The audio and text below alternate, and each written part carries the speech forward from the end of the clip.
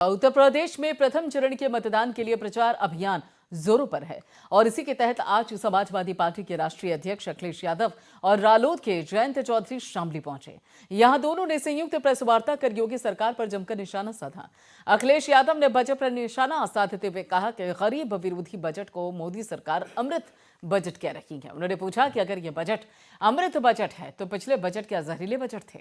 UP चुनाव का जिक्र करते हुए अखिलेश यादव ने कहा कि ये चुनाव भाईचारा बनाम भारतीय जनता पार्टी का है।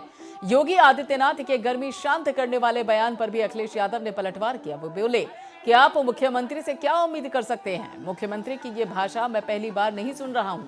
इलेक्शन कमीशन इस बात को देखे। गर्मी का सवाल है तो अगर गर्मी खत्म हो जाएगी तो हम लोग मर जाएंगे। अगर गर्म खून नहीं बहेगा तो हम जिंदा कैसे रहेंगे। जब से गठबंधन के लोगों को समर्थन मिला है तब से इनके तोते उड़ गए हैं।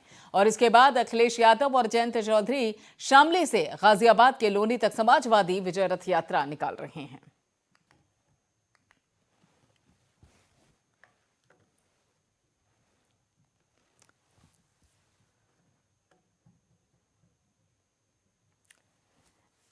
तो यहाँ पे शामली की आप तस्वीरें देख रहे हैं। शामली में समाजवादी पार्टी और उसके साथ साथ आरएलडी की संयुक्त प्रेस कॉन्फ्रेंस और साथ ही ये विजय रथ यात्रा की तस्वीरें हैं आपके टेलीविजन स्क्रीन पर। विजय रथ यात्रा शामली से लोनी की तरफ, भीड़ लोगों की, तादाद लोगों की, सैलाब लोगों का इस गठबंधन को समर्थन देने के लिए।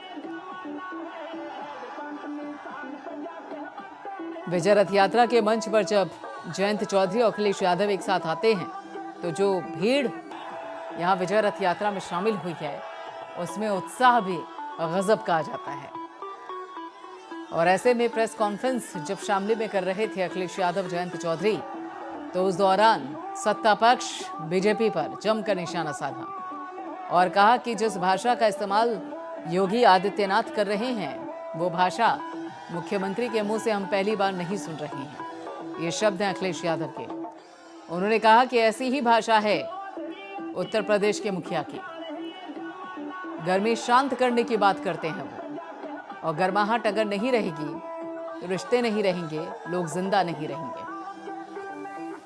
लेकिन इस वक्त ये जो तस्वीरें हैं आपकी टेलीविजन स्क्रीन पर, ये गठबंधन को मिलते समर्थन की तस्वीरें हैं।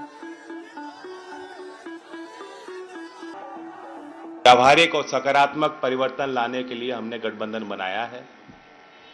नारा भी वही है, मुद्दे भी वही हैं। गन्ना जीतेगा, जिन्ना हारेगा। इसका मतलब साफ है। जो लोग हमें बांटने की कोशिश कर रहे हैं, जिन लोगों ने किसानों का सम्मान नहीं किया, नौजवानों को रोजगार नहीं दिला पाए, अब उनका वक्त खत्म है। और जिस तरह से उम्मीद के साथ सभी जाति और वर्ग का समर्थन आज गठबंधन के पक्ष में आता दिख रहा है। खास पहले दिन की ये बात नहीं है जिस तरीके से वो बात कर रहे हैं।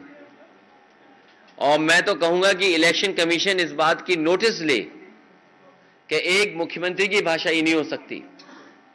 और जहां तक गर्मी का सवाल है, जिस दिन गर्मी खत्म हो जाएगी उस दिन हम लोग मर जाएंगे। जितने भी हम लोग बैठे हैं, अगर गर्म खून हमारे अंदर नहीं बहे तो हम जिंदा क्या रहेंगे।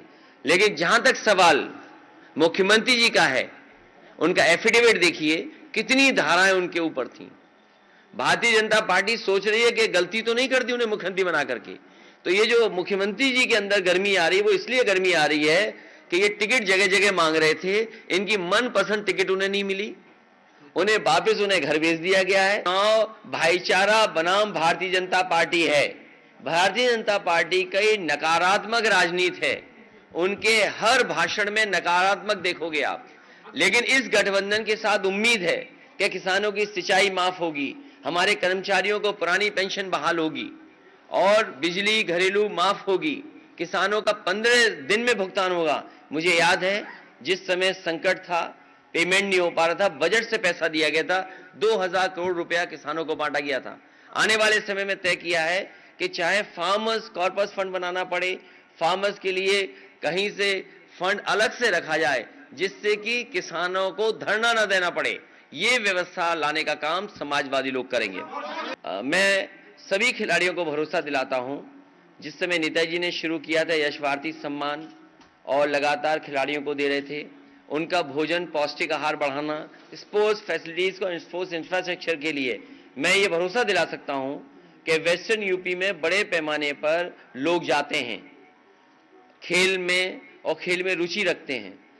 आने वाले समय में अगर हमें ब्लॉक स्तर से नीचे भी जाना पड़ा दौड़ने के लिए और सुविधाएं देने के लिए, स्पोर्ट्स इंफ्रास्ट्रक्चर बनाने के लिए, तो समाजवादी पार्टी विचार करेगी। फैक्ट्री नहीं, न जाने कितनी शराब पकड़ी जा रही है।